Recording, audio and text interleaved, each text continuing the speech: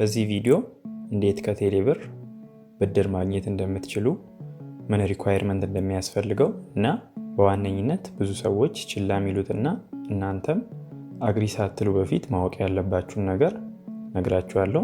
መጨረሻ ላይ እንዴት የተበደራችሁትን ደግሞ መመለስ እንደምትችሉ በአጭሩ አሳያችኋለሁ። ቪዲዮውን እስከ መጨረሻው ድረስ ተከታተሉ። ለቻናሉ አዲስ ከሆናችሁ ቪዲዮውን ላይክ እና ቻናሉንም ሰብስክራይብ በማድረግ ጀምሩ። እኔ በዚህ ቪዲዮ የማሳያችሁ መላ የሚባለውን ኢትዮ ቴሌኮም ከዳሽን ባንክ ጋር በመተባበር ያዘጋጁትን ብድር ነው። በመጀመሪያ ለብድር አፕላይ ከማድረጋችሁ በፊት በትንሹ ማሟላት ያለባችሁ ሪኳየርመንት አለ። መረጃውን የኢትዮ ቴሌኮም ዌብሳይት ላይ ማግኘት ትችላላችሁ። ይኸው እንደምታዩት ይሄ ነው ሪኳየርመንቱ። 18 ዓመት እና ከዛ በላይ የሚሰራ አክቲቭ የሆነ የኢትዮ ቴሌኮም ሲም ካርድ ያለው የቴሌብር እና የኢትዮ ቴሌኮም ፕሮዳክቶችን የሚጠቀም ለምሳሌ ካርድ ፓኬጅ እየገዛ የሚጠቀም አክቲቭ ዩዘር 3 ወር እና ከዛ በላይ የቴሌብር ተጠቃሚ የሆነ መሆን አለበት። እነዚህን የምታሟሉ ከሆነ ቴሌብር መላ የሚባለውን ሰርቪስ አክቲቬት ማድረግ ትችላላችሁ ማለት ነው። ቀጣዩን ስቴፕ አሳያችኋለሁ። ወደ ቴሌብር እንገባና በመቀጠል ትንሽ ወረድ እንዳለን ፋይናንሻል ሰርቪስ ዊዝ ዳሽን የሚል አለ። እሱን እንነካለን። እሱን ከነካም በኋላ መላ የሚለው ላይ ክሊክ እንልና ከታች አክቲቬት የሚል አለ። እሱን እንነካለን ማለት ነው። አክቲቬት ከማለታችን በፊት ተርምስ ኤንድ ኮንዲሽን አለ። ዋና የሆነውን እና መጠንቀቅ ያለባችሁን ፓርት ልንገራችሁ። እዚህ ስክሪን ላይ ከተርምስ ኤንድ ኮንዲሽን ከሚለው ስክሪንሾት ያነሳውታል እና ያው ሜን አይዲያው ምንድን ነው? ብድሩን ካልከፈላችሁ ኢትዮ ቴሌኮም ሆነ ዳሽን ባንክ አስፈላጊ የሚሉትን መንገድ ተጠቅመው ብሩን ማስመለስ ይችላሉ።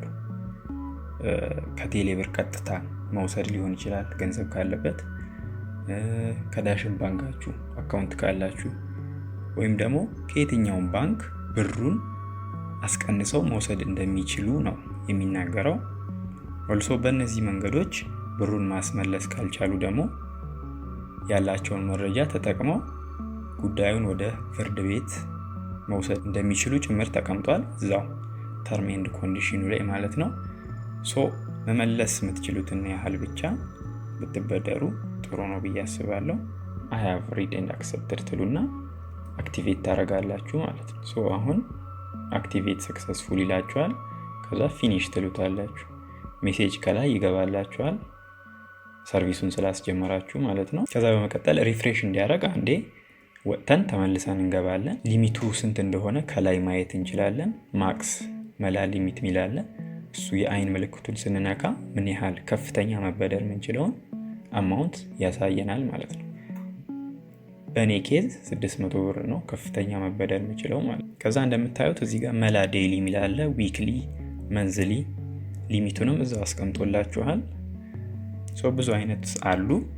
እኔ ለማሳየት ያህል ዴይሊ ሚለውን እጠቀማለሁ። አፕላይ ሚለውን ትነካላችሁ። ከዛ ስንት ብር መበደር እንደምትፈልጉ ትጽፋላችሁ። እኔ 100 ብር ላለው። ከዛ ይኸው እዚህ ጋር ያመጣላችኋል ምን ያህል መጨረሻ ላይ ምን ያህል እንደምትከፍሉ እዚህ ጋር ያመጣላችኋል። ፋሲሊቴሽን ፊ 1 ብር ነው። የብድሩ መጠን 1 ነው። በተባለው ቀን የምትከፍሉ ከሆነ 101 ብር ትከፍላላችሁ ማለት ነው። ማለትም ዛሬ ከተበደርኩኝ ነገ 101 ብር እመልሳለሁ ማለት ነው። ከዛ ኮንፊርም ትላላችሁ። ኮንፊርም ስትሉት ሰክሰስፉል ይላችኋል። ከዛ ብድሩ አካውንታችሁ ውስጥ ይጨመራል ማለት ነው። ለምሳሌ የኔ ባላንስ 1521 ነበር። አሁን 1621 ሆኗል ማለት ነው። 100 ብር ጨምሯል።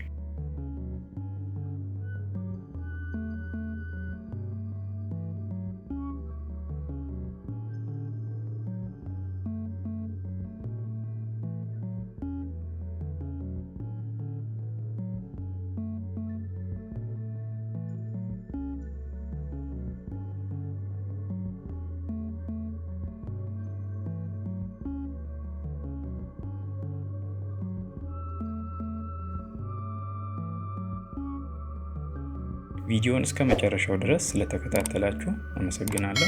ቪዲዮን ላይክ እና ቻናሉን ሰብስክራይብ አድርጉ። ጥያቄም ካላችሁ ኮመንት ላይ አስቀምጡልኝ። በሌላ ቪዲዮ እስከምንገናኝ ይመቻችሁ።